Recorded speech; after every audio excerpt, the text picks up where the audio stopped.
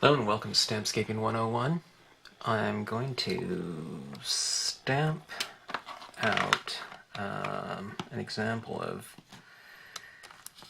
how to use the tonal applicator, okay? This is the stamp that, I don't know, probably 90% of my classes were kind of arranged around back in the day.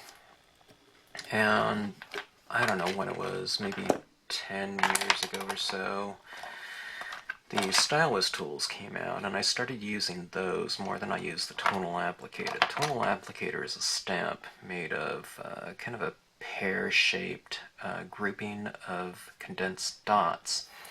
And the idea was that when you have a bunch of designs that are kind of more tonal based and you stamp all of them out, you need that same kind of vehicle of a dot pattern to bring them all together. Alright, now this tonal applicator was designed back in probably, I would say 1989 or so, okay? And at the time, there weren't even raised die-based pads out there. So what we were using were Mari brush markers, and this is something that you can ink up and stamp out. Okay, that's back before a lot of tools were out there. Some people that were using stamps and doing kind of a sponging method were using kind of more of the triangular cosmetic sponges to sponge in different colors. Those worked good as well. I tend to think that those ones were a little bit more precarious to use just because of the harsher edges, you know, the crisp triangular edges. Now there's different ways you can get around it, you know, by using the gel, you know, the thicker pads that they have these days. But anyways, some people still like this stamp, and I stopped using it at some point in time because what we'd do is we'd go to conventions and I would demonstrate the usage of this, and a lot of times, you know, if someone didn't sit in on a make and take or something like that, what happens is they would get home and they'd run into this type of thing, you know, because, you know, they probably watched 20 different demonstrations that day, and they get home and maybe don't do anything with the stamp for a while. And I'd always get the comment at the next show, like, oh yeah, I got that stamp a long time ago and I never used it, or I used it and I couldn't remember how to use it, and I'm getting these thumbprinty shapes like that everywhere. Alright? Now, this is a stamp, so a lot of times, you know, people want to make impressions of it, and they're getting that type of thing. And that's completely understandable, because most of the times when we're, you know, stamping out an image, we want this image to be nice and crisp, so using the stamp here kind of goes against, you know, the nature of most stamping. Alright, so that's what you don't want to get. The way that you use this stamp, alright, now I'm going to start off with a much darker tone just so you can see it better on here, but how this is used to get nice gradations of tone, nice values of tone, okay, is I usually have this is the way my hands naturally fall, okay? 2 fingers on the edge, 1 in the middle, usually for stability. But I use the stamp in a tapping motion going from the outside in, and you'll notice that I don't have it pointed in like that. I'm using the edge of it like this, okay? And you notice how I'm staying on the outside and then moving my way in. Outside to inside. This, always starting on the outside edge at its wettest point and tapping my way in. Now I'm not going so, you know, I don't go like this. Okay, it's not that spread apart, okay? It's more of this type of motion. See how far I'm starting off right here? And then I'm slowly working my way in, okay? can even be very light taps. You don't need to raise the stamp up very high. Just kind of lightly dab in, so stay on the outside, and then work your way in. As soon as you get one area filled in, you move to the next area, like that, okay? You don't try to go around, a real perimeter-oriented application, just like you don't with this. On these, I'm kind of starting on the outside and working my way in. And that's the same thing that you're doing with this stamp right here, okay? So, once again, ink up, outside edge, okay? Get a good amount down. Use the drier version of this for the lighter areas, okay?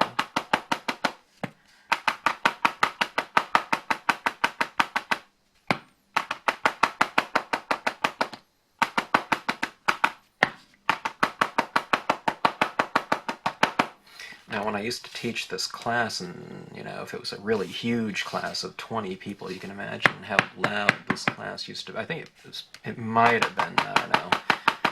I would have to think it was one of the loudest classes that you'd ever hear,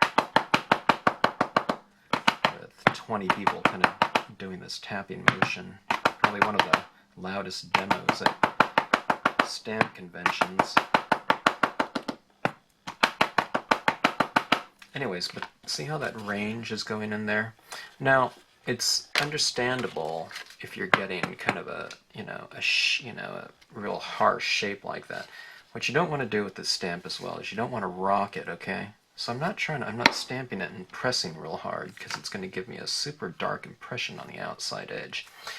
Now, going back to this thing where I was teaching workshops, inevitably, when people first start using this, you have to kind of get a little bit of a feel for it. So a lot of times people would get,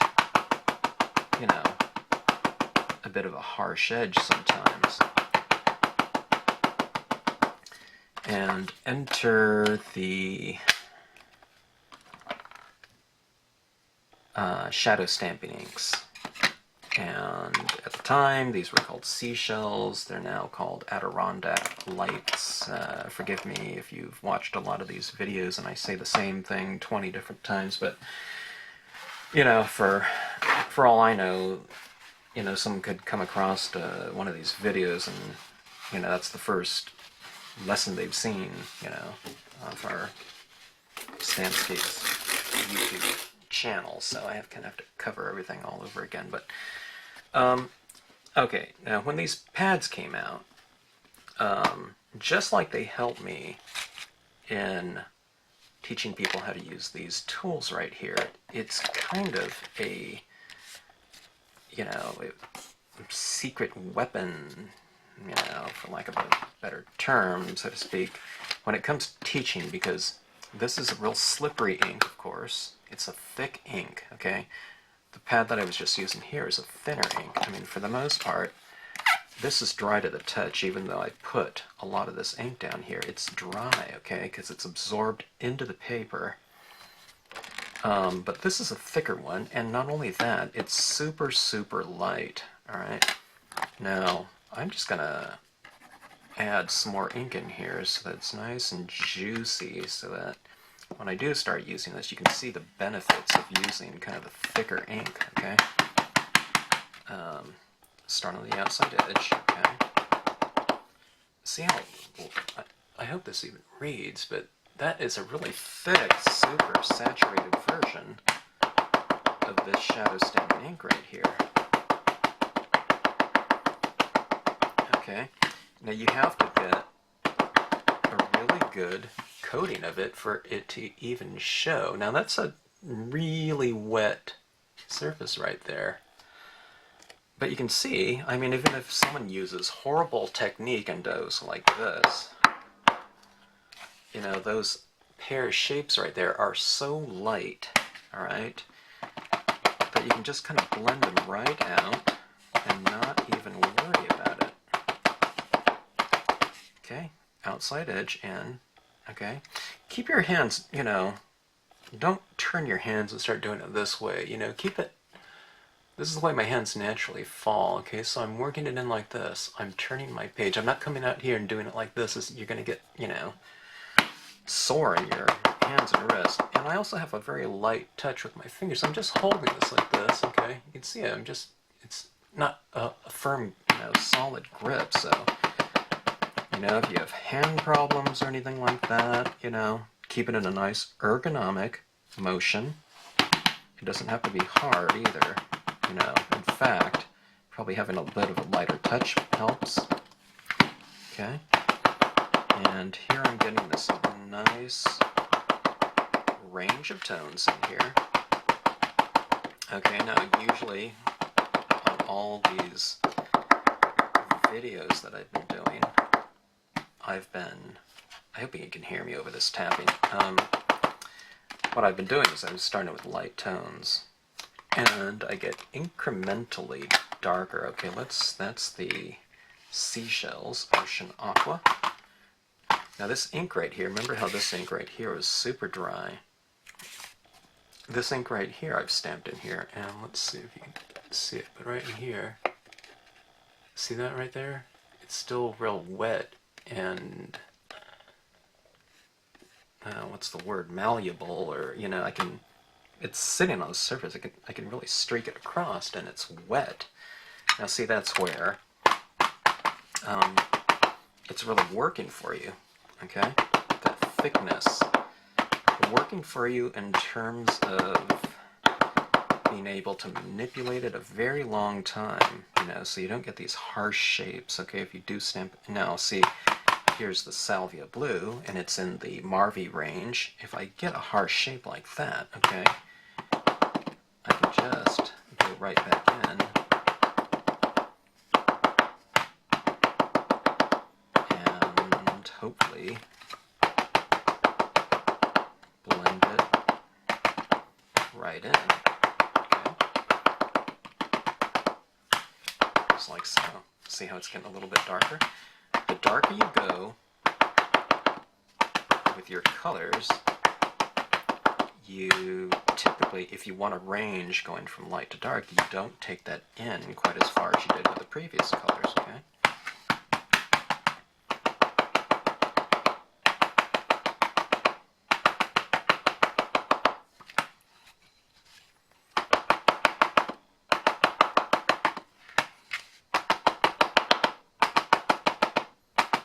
Okay, that's the Salvia Blue, very light blue within the Marvy range. Here's the light blue, okay? This is the same light blue that I used on this one, but let's put that light blue over the Aqua and Salvia Blue on this card.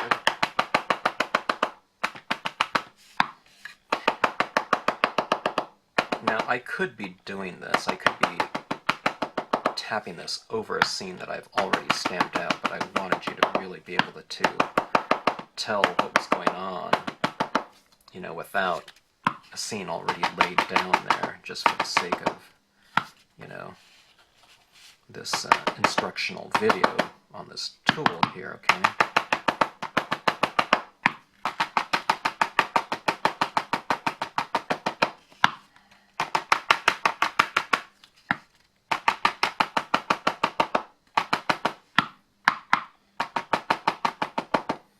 See how I keep turning the card, and my hand's just basically doing this motion. It's, again, it's a light touch, you know, if you're, I don't know, it is a lot of repetitive motion, so, you know, keep a note as you're doing this. If you start feeling, you know, tired in your shoulder or anywhere on your wrist, really get closer to your, you know, your table, your card, and make sure that your shoulders are nice and squared off and relaxed, okay?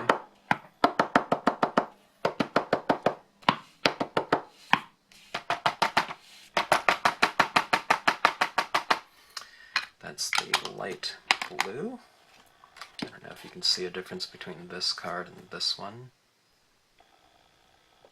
To me, this one looks a little bit, you know, more full by having those lighter tones underneath it. Here's this is the number 3 blue from Marvy.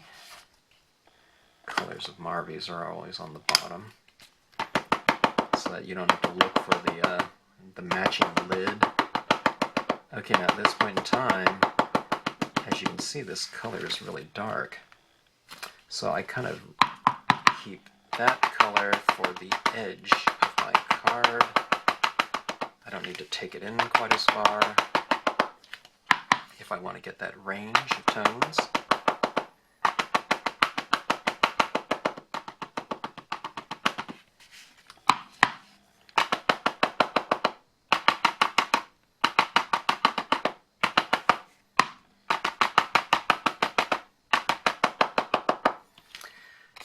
Okay, that's the dark blue. Actually, it's not called dark blue, it's just blue. Okay, now, I didn't want to make this too much about the scene, but just so you can see the application of doing something like that in a scene form, let's stamp out a scene on top of this card right here. Like I said, I could have stamped out what I'm going to do now in the beginning, but I wanted you to be able to really be able to see the layering process and the angle of this tool without, being distracted by, something that's already down there. Okay, blue scene. Let's stamp out this cloud here. And why don't I do it in that same blue that this one is stamped in? On the perimeter. Okay. Let me wipe off the perimeter of this a little bit so that I don't get a harsh edge. Okay.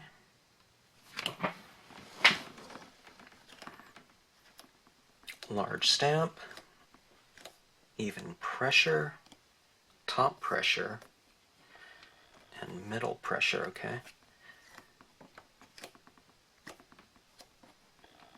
Not just perimeter pressure like this, but put it right down there so that you get it pressure right in the middle of the stamp. Okay, there's a cloud. And I'm trying to think of what color I want to stamp this Lakeside Cove, and let's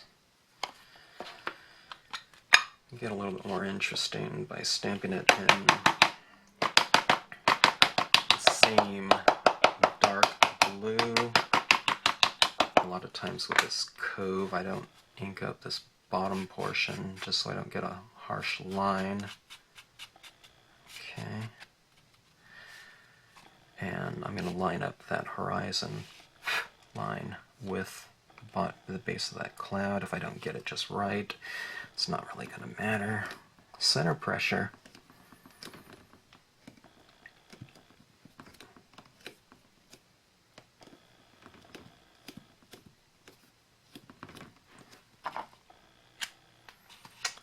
Okay.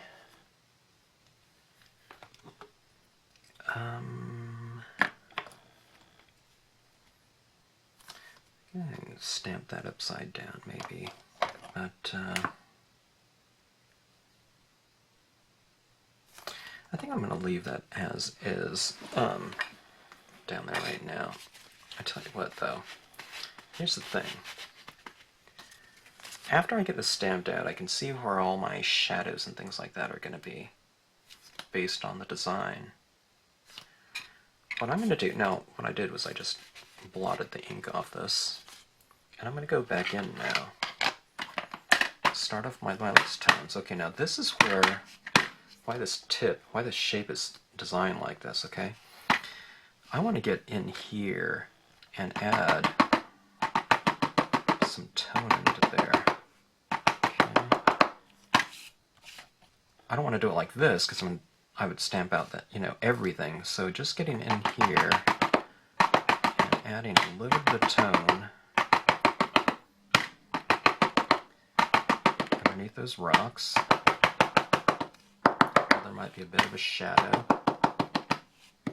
See that? Now I've taken this big glow and I've divided it up so that it's kind of a light source and reflected light.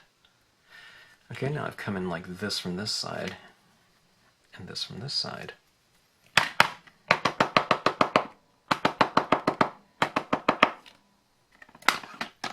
Moving on up through the value range.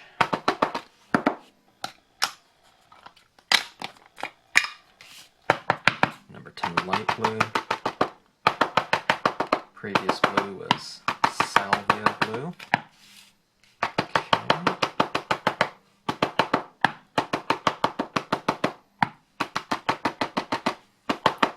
Now see, by adding those shadows down there, we're saying that those rocks are opaque. You know, and light cannot just shine through the whole thing like a stained glass window.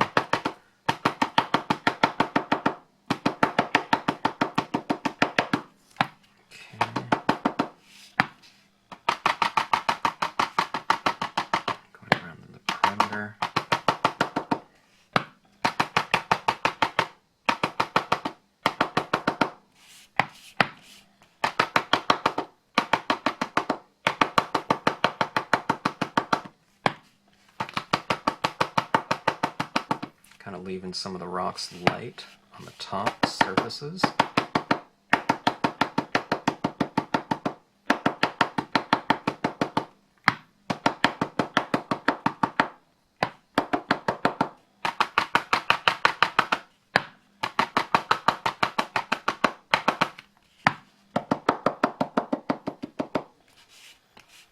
Okay. Some deep blues there. Okay, now I've retained some of the white of the paper, so it gives me the opportunity, if I want to, here's a bit of pink. It's a bubblegum pink. It's a fairly light pink. Still a little bit too intense for me, so I'm blotting some of it off before I take it in here. Light touch. And see, it's very light, dry touch to it, so there's barely any of it showing. As I gain confidence with the use of it, I might kind of ink up and add a little bit more and a little bit more,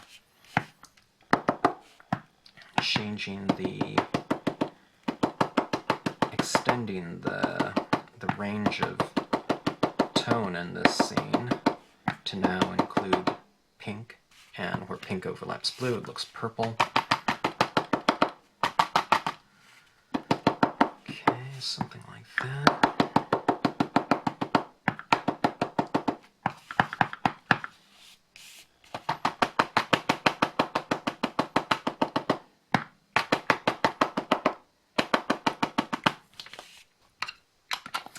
All right.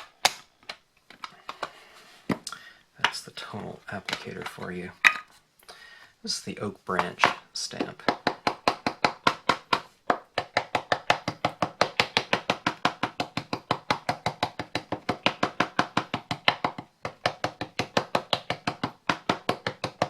The Oak Branch is something that I often have as an overhanging limb, but you can also have it coming from the base to make it look more like a bush, I guess. You can use portions, just parts of your stamp. See, I'm stamping most of this off the scene and just stamping out this tiny corner. Well, it's not tiny, but, you know, small bit of it.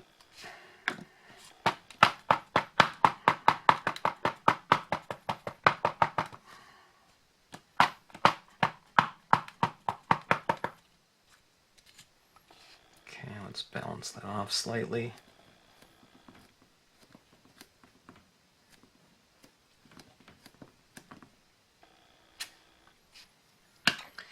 Alright, then you have this bush looking back into the scene. I stamped that out in black so it can look like it's really close to you in the foreground, close to the viewer. Might look good too, you know, coming from the top, like you're standing underneath a tree maybe. Let's tip the edges now. Let's go with black on the tonal applicator, since I introduced black into the scene in terms of the imagery. top left and right corner.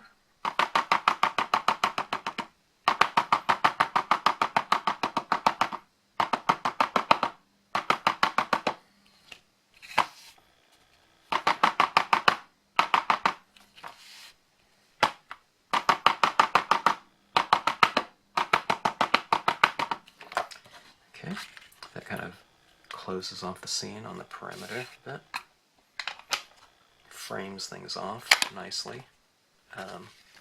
We frame it off in terms of imagery. We can frame things off in terms of value. Okay.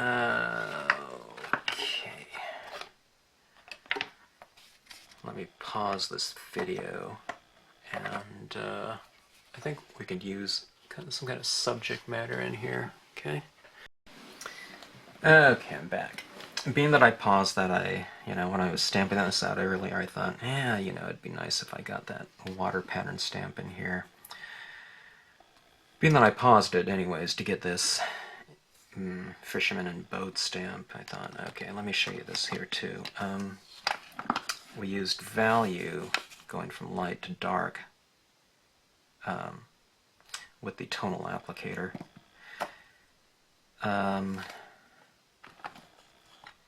With these images here, okay, now we could just stamp this out in black. I don't think it looks as good though. If you have this range of tones down there, it means that light is hitting this area and it's kind of darker in the shadows. So it stands to reason that these ripples here, which are basically shadows over the surface of the lake, would get darker in the shadows as well. So here's this lightest, one of the lightest blue. I don't think the aqua probably wouldn't show up there. It's just too light. So I'm going with the Marvy ink. Okay.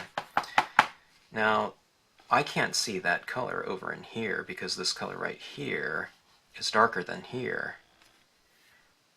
Darker than the salvia blue right in here. So you have to go with the darker tones. So use the darker version. In this case, it's the light blue Marvy. Okay, in here.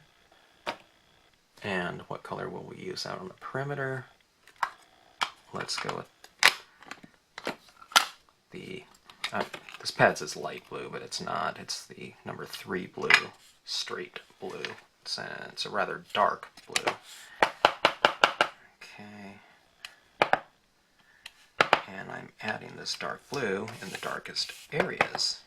And if it shows up, then it means it's darker than the background. If it doesn't show up, then it means it's just blended in with the background. So. And I could, if I wanted to, I could go black on the outside edge, but I don't think I want to. But see, it's a little bit more varied than just, say, stamping this dark black over that entire area. I think that looks better, and I think its light is, affecting what we see in the shadows. Okay, now this character here, we could stamp him out in, this blue here, you kind of recede. I can stamp him out in black, and he'd look a little bit closer to us. I don't know what I want to do. Let's go with black. I tell you what, let's go with black. Blot it out, okay, and then stamp, apply some more blue. Maybe, I don't know what it'll look like. Maybe it'll give us something kind of in between.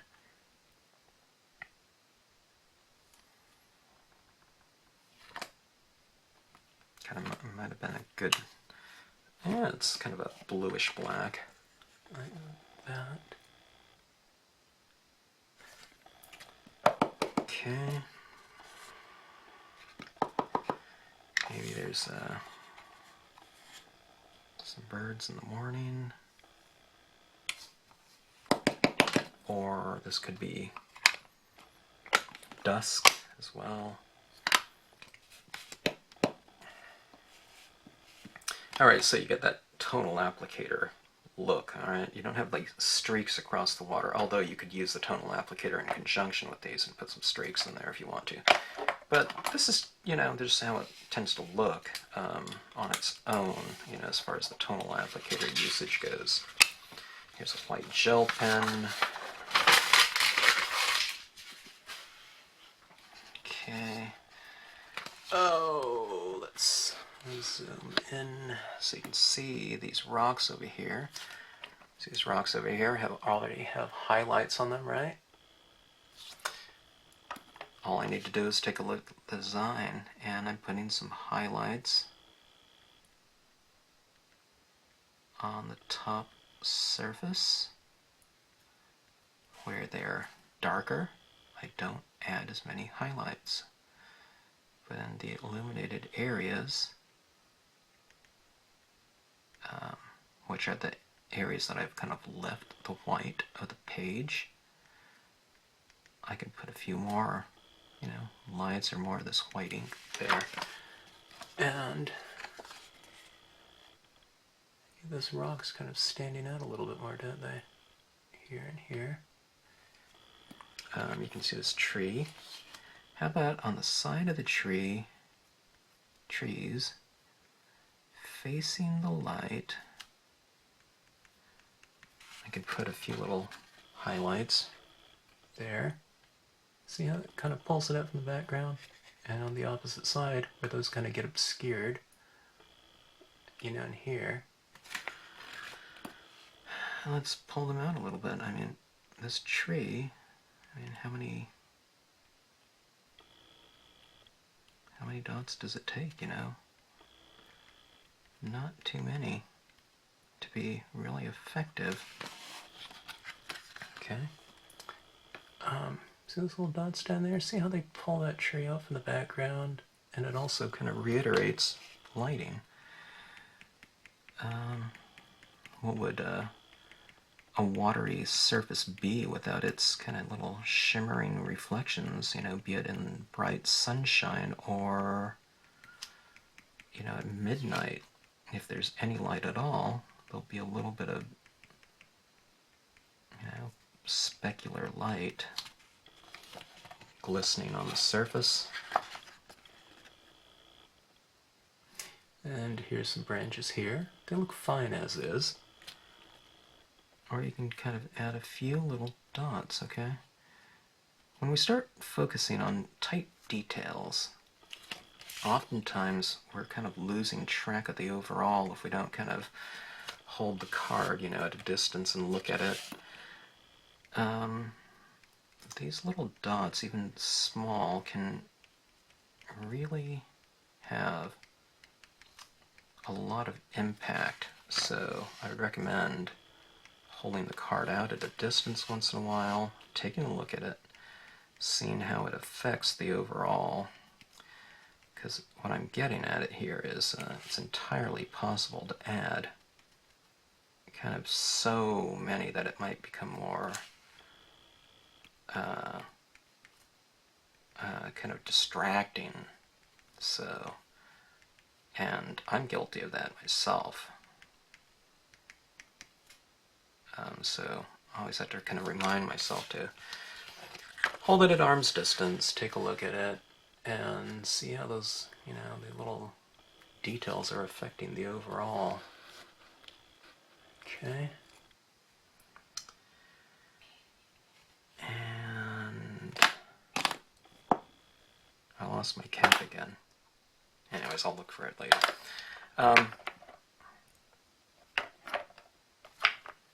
Let's see here. Some white gel. Put a few little dots over a couple of these stars so they're not so redundant in terms of the same exact light they're giving off, I guess. Some of them could be glowing a little bit. I guess I changed the time of day, maybe. There's more stars up in the sky. I'm adding a little bit of fog at the base of this boat, or mist. I really like doing that with kind of my subject matter. I like putting them in, you know, it's kind of wrapping the subject matter in a little bit of light, glowing light. Yeah, because what you have is light that's being illuminated, or vapor, and moisture in the air that's being illuminated by some light from somewhere. And that's what it represents. And I think it makes them look a little bit more, it gives the scene more dimension, I think. Kind of being aware of that light in between the objects. You know, it's the air in between. And I think that's where kind of we introduce kind of atmosphere and mood into a scene. It's when you're aware of, you know, the space in between objects and how light is kind of affecting it. You know, like sunset, you know, you have golden light reflecting off dust and moisture in the air, and, you know, on a morning lake, you see that mist rising. You know, there's a lot of mood in that type of thing. Anyway, okay, there's the, I did more of a scene here. I couldn't seem to help it. It was going to be more of a demonstration of the tonal applicator than anything, but, well, you know, might as well finish it off while we're at it and show you what that looked like. So, to reiterate, tonal applicator, use it, you know, at an angle like this. It's rounded on the edge right there. You get a lot more coverage. You don't get a lot of coverage when you're using it like this. I just use this nose thing if I'm getting into a kind of a smaller area. Okay, I'm coming into it there, coming into it here. A lot of tone on the outside edge and working my way in. Light, even touch, okay? Repetition. Don't rush it. Remember, when you get down to the darkest tones, it's just in a little, you know, half-inch into the scene. So even though you're getting a full coverage with the first couple colors, when you get into the darker tones, you don't need to worry about it. You're not covering, you know, as much as you did with the lighter tones. So the first couple colors, you know, there's a lot of coverage. Use a lot of ink and a lot of your lighter inks, and you put a good saturation of it down so that the darker tone. Okay, I forgot what I was saying there. My camera card just ran out of space and I just had to delete a couple things, but I was saying just give a good even coverage, you know, with your lightest of tones, and get a good saturation of ink so that when you get into your darker tones, they spread easier, okay, and there'll be less of an incidence or no incidence of this harsh edge, okay? So remember, you know, here's another thing too that I always watch for in my workshops, okay? When people start applying the lightest of tones, you're going at a certain rate, all right? Tap, tap, tap, tap, tap, tap, tap, tap, tap. All right, by the time they get to that 5th, 6th, 10th tapping of that lightest of color, you know, like for example, a shadow stamping ink, you might not even be able to see it because you're starting with such a light tone.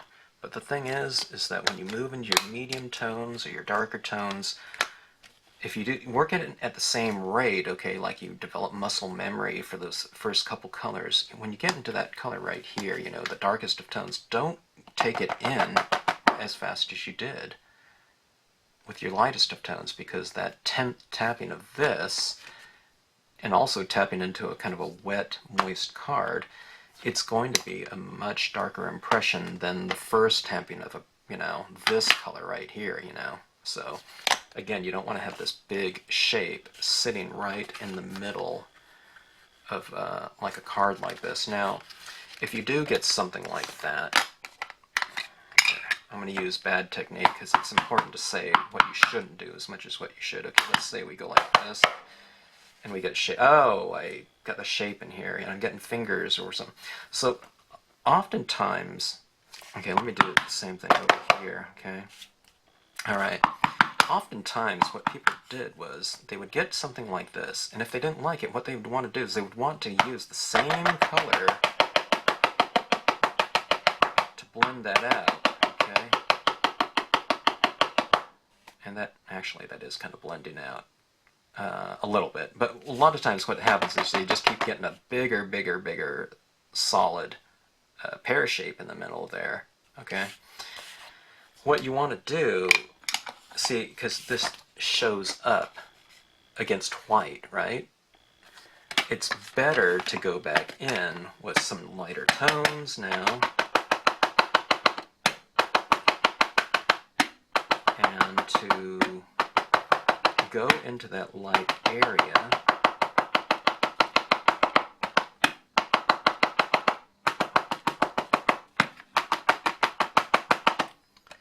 And to blend that out using your lighter tones, bring the background up darker so that it's not such an obtrusive mark, okay? Because the contrast between that, that mark that you didn't want and the background isn't so extreme. Say this is light blue against white, right? But now that's light blue against salvia blue, okay?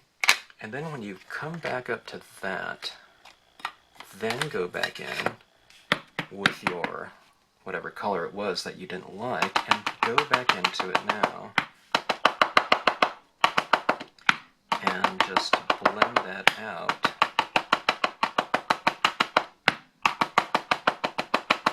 So see, the range of tones goes, there's more coverage because you're coming into the scene closer now. Alright, so I almost can't really see those marks in here anymore.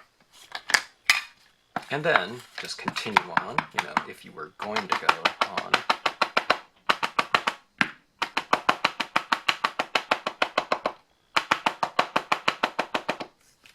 With your darker tones, okay?